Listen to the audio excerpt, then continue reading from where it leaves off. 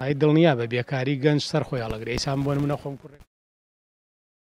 ئیشیە کرد ماوەی ئیشیە کرد 400,000 500,000 ڕۆی نیوەسپسیارەیە برد 200,000 دا بنزین ئەیتە 300,000 ژیان و پیاکە نادێ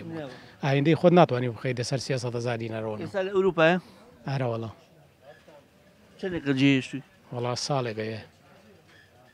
لەبەر بێکاری ماڵێ دڵە پڕ بوو بۆچی یعنی ناچاریە کە کوڕەکان دوورەکەونەوە لەم وڵاتە لەو کوڕەمە ئینشەڵا تەندروست باشە بێ ئەلحەمدولیلا کە گەیشتووە و بە تەندروستیەکی باشیش گەیشتووە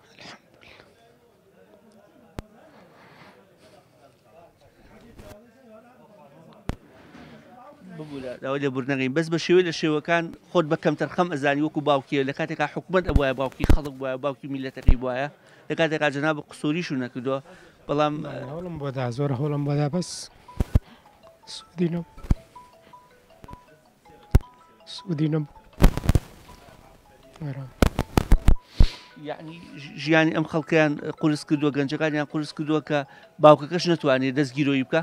ناتوانێت خۆی باوکە خۆی پێ ئیشە ژیانی خۆی بۆ ناڕات بڕێ